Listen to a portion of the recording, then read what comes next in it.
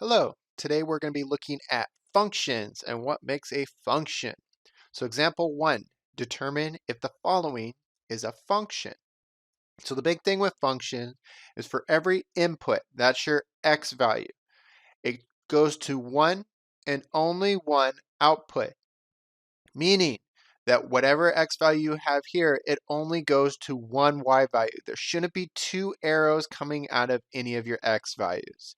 And if you look, 5 goes to only 1, 2 goes to only 1, 0 goes to only 1, and -3 goes to only 1. That's okay that 2 and -3 go to the same output. That's fine. The inputs are the big things. So since each of these inputs go to only one output, we have a function. So yes, this is a function. This is a function.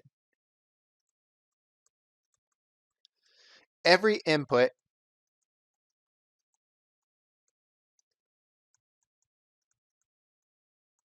has one and only one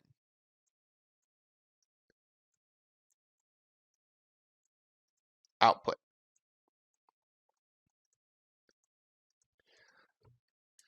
So every input has one and only one output. That's the big thing we're looking for. Let's take a look at B. So this time we have a table where in A we had a mapping. So for our table, we have 4, we have -1, we have 0, we have 1, and we have 9. So for our table, we do not have any repeating inputs or domain values or x values. They all have the same meaning. So what does that mean? Since they all are different, they're going to different outputs. So we're good. We have a function again. So yes, this is a function. Is a function. Every input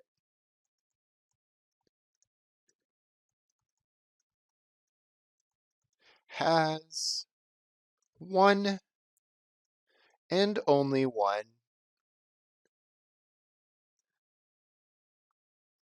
output. And we're good. Now, if you had an input that repeated and it went to two different outputs, we would not have a function there. That's where it would fail. All right, let's take a look at example 2. So example 2 says, find the value if g of x, the function of g with respect to x, equals x squared minus x. So g of x is now g of 2 minus 2. So what we're going to do is instead of the x, we're now going to put 2 in its spot. So this is going to give me 2 squared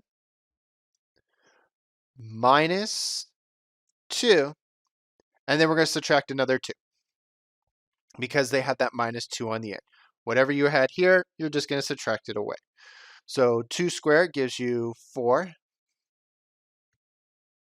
Not squared, just 4.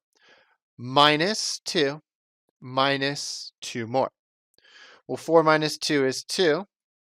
2 minus 2 is 0. Now let's do another one. This time we're going to have B. We're going to have g of 5 minus g of -2. So we're going to do that x squared minus x twice. The first time we're going to put 5 in it. The second time we're going to put -2 in it. So let's put the first one in. So this gives us 5 squared minus 5. So that's the first one. Well, 5 squared is 25 minus 5, which is 20. Now let's do the second one. So again, we're going to take x squared minus x, and we're going to put negative 2 in there this time. So this gives us negative 2 squared minus negative 2. Well, negative 2 squared is negative 2 times negative 2, which is 4. Negative and a negative is a positive, so this becomes plus 2.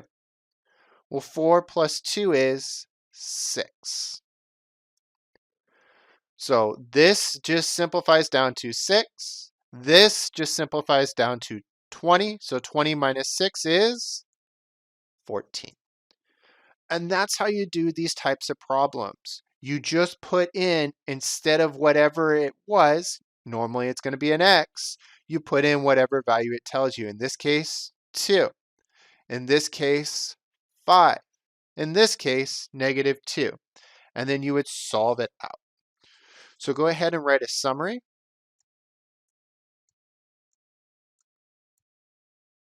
of what we covered today. After you write the summary, use these notes to answer the practice problems for today.